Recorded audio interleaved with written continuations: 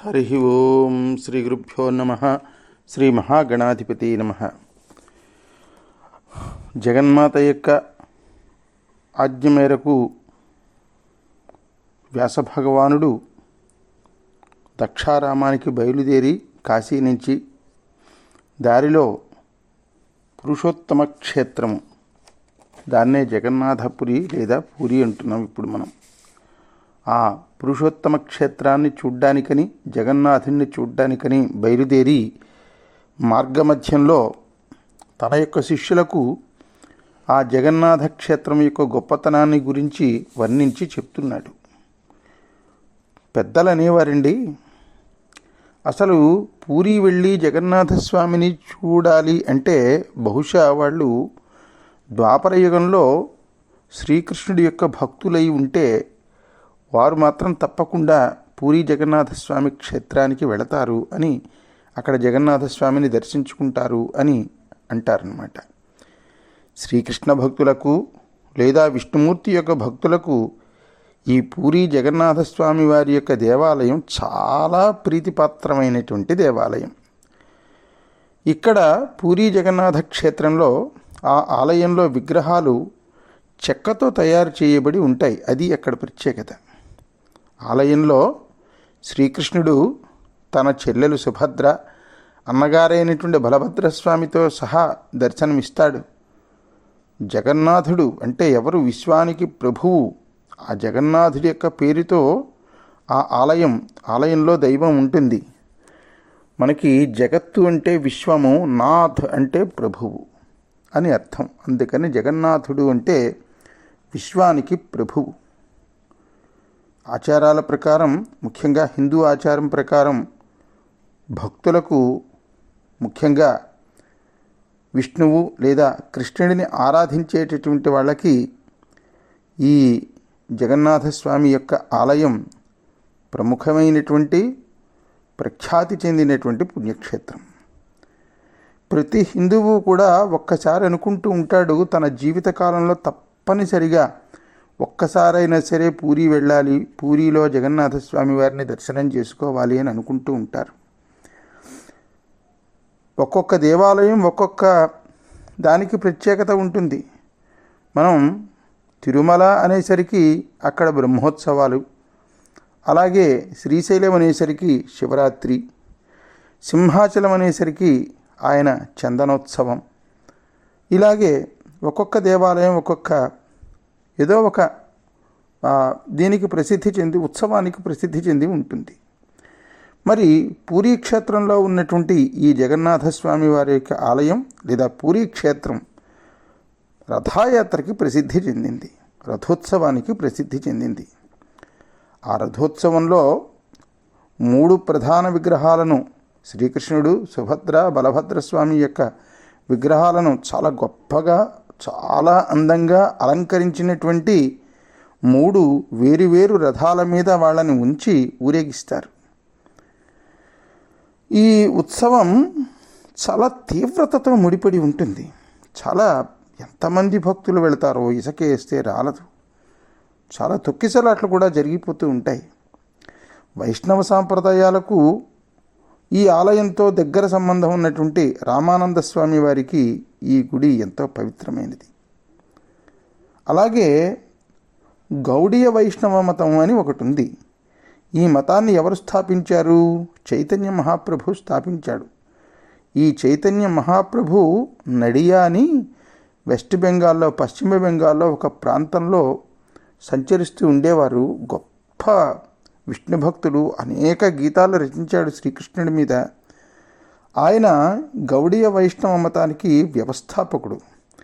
అందువల్ల గౌడీయ వైష్ణవ మతస్థులకి కూడా ఈ ఆలయం చాలా ప్రముఖమైనది. ఎందుకంటే ఆ మతానికి యొక్క వ్యవస్థాపకుడైనటువంటి చైతన్య మహాప్రభు ఈ ఆలయంలోని జగన్నాథ విగ్రహానికి ఆకర్షించబడి చాలా కాలం పాటు పూరిలో నివాసం చేశాడు. ఆయన సింహాచలం కూడా సందర్శించుకున్నారు. మనం సింహాచలంలో ఉచిత దర్శనం లైన్లో వెళితే చిట్ట చివరిలో చైతన్య మహాప్రభు పాదాలు అని ఇక్కడ ఉంటుంది. ఒక్కసారి నమస్కారం చేసుకోవాలి ఆ పాదాలకి వెళుతూ. ఇంకా ఈ దేవాలయం యొక్క మూలాలు కానీ ఒక్కసారి మనం చూసుకున్నట్లయితే ఈ మధ్యనే కనుక్కున్నారట, గంగా రాజవంశానికి చెందినటువంటి రాగి శాసనాలు అక్కడ దొరికాయి. ఆ వాటిల్లో ఏమిటుంది? ఇప్పుడు ఉన్నటువంటి జగన్నాథ స్వామి వారి యొక్క ఆలయం. యాక్చువల్ నిజానికి ఈ ఆలయం పురాణ కాలంలోది. జగత్తంతా కూడా ప్రళయంలో మునిగిపోయి ఉంటే మార్కండేయ మహర్షికి ఒక వటపత్రం మీద శేషసాయి వటపత్రసాయి నీలాద్రి మీద కనబడ్డాట. నీలాద్రిని నీలాంచలం అని కూడా అంటారు. దాని పేరు మీద నీలాంచల ఎక్స్ప్రెస్ అని ఒక రైలు కూడా ఉంది. పూరి నుంచి అది వారణాసి వెళుతూ ఉంటుంది. వారణాసి నుంచి ఇంకా వెళుతుంది. దాని పేరు నీలాంచల్ ఎక్స్ప్రెస్. నీలాంచల్ అంటే నీలగిరి లేదా నీలాద్రి. ఆ నీలాద్రి మీద స్వామి మార్కండేయ మహర్షి కనబడ్డారట జలప్రళయంలో, ప్రపంచమంతా ఉన్న రోజుల్లో. సరే, ఇప్పుడు ప్రస్తుతం ఉన్నటువంటి జగన్నాథ స్వామి వారి ఆలయాన్ని కళింగ పరిపాలకుడైనటువంటి అనంతవర్మన చోడగంగాదేవ్ అనేటటువంటి ఆయన ప్రారంభించాట. ఈ ఆలయంలోని జగన్మోహన విభాగము, విమాన విభాగాలు ఆయన యొక్క హయాంలో ఆయన ఎప్పుడు పరిపాలించాడు? 1078 నుంచి 1148 సంవత్సరాలలో ఆయన కాలంలో ఇవి నిర్మింపబడినట్టుగా తెలుస్తోంది. మళ్ళీ దీనికి పునర్నిర్మాణం మళ్ళీ ఇంకోసారి జరిగింది. ఎప్పుడు? 1174 సంవత్సరంలో ఒరిస్సా పాలకుడైనటువంటి అనంగ భీమదేవుడు దీన్ని పునర్నిర్మించి ఈ ఆలయానికి ప్రస్తుతం ఉన్నటువంటి రూపునిచ్చినట్టుగా తెలుస్తోంది. అయితే అనేక హిందూ దేవాలయాల మీద దాడి జరిగినట్టుగానే ఈ దేవాలయం మీద కూడా తురుష్కులు 1558 సంవత్సరంలో ఆఫ్ఘనిస్తాన్ సేనాధిపతి కాలాపహాడ్ దాడి చేసేట. ఆ దాడి చెయ్యక ముందు వరకు కూడా మనం ఇందాక చెప్పుకున్నట్లుగా ఆ ఆలయం ఉండి అందులో జగన్నాథస్వామి వారిని కొలవడం జరిగింది. ఆ తర్వాత కాలంలో ఖుర్ద అంటే అనేక స్వతంత్ర రాజ్యాలు ఉండేవండి. విజయనగర సామ్రాజ్యం, పిఠాపురం సంస్థానం, రాజమహేంద్రవనం, ఇలాగా ఆంధ్రప్రదేశ్లో ఎన్నైతే రాజ్యాలు ఉండేవో అలాగే ఒరిస్సాలో కూడా రాజ్యాలు ఉండేవి. అందులో ఖుర్ద, మనకి ఖుర్దా రోడ్డు దగ్గర ట్రైన్ ఆగుతుంది కదా, ఆ ఖుర్దా అనేటటువంటిది ఒక స్వతంత్ర రాజ్యం. ఈ స్వతంత్ర రాజ్యం ఒరిస్సాలో ఉండేది.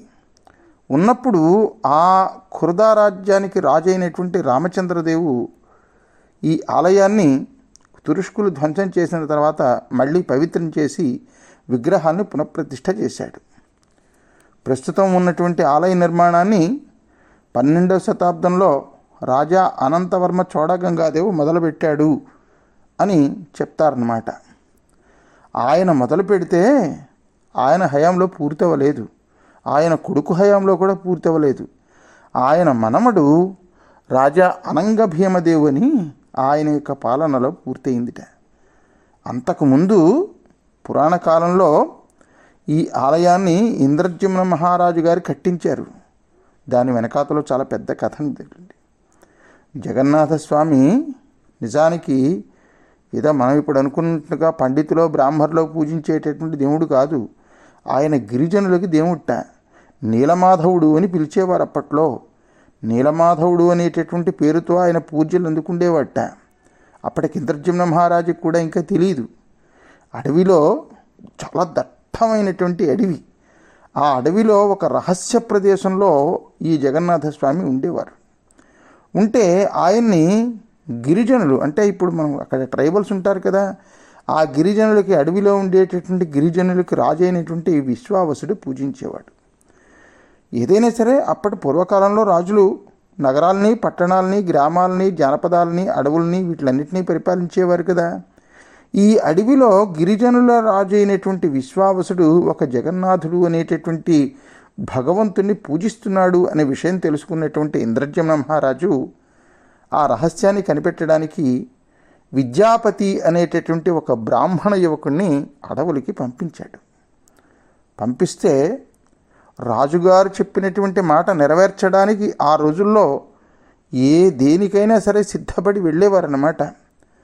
అలా వెళ్ళినటువంటి ఆ బ్రాహ్మణ యువకుడు విద్యాపతి ఆ అడవిలో విశ్వావసుడి కూతురైనటువంటి లలితను ఆ విద్యాపతి ప్రేమించి పెళ్లి చేసుకున్నాడు. ఒక బ్రాహ్మణ యువకుడు వెళ్ళి అడవిలో ఆ అడవికి రాజు అయినటువంటి ఆ విశ్వావసుడి యొక్క కూతురు అయినటువంటి లలిత, ఆ అమ్మాయి పేరు లలిత, ఆ లలితను ఈ విద్యాపతి ప్రేమించి ఆ విశ్వావసుడి యొక్క అనుమతితో పెళ్లి చేసుకున్నాడు.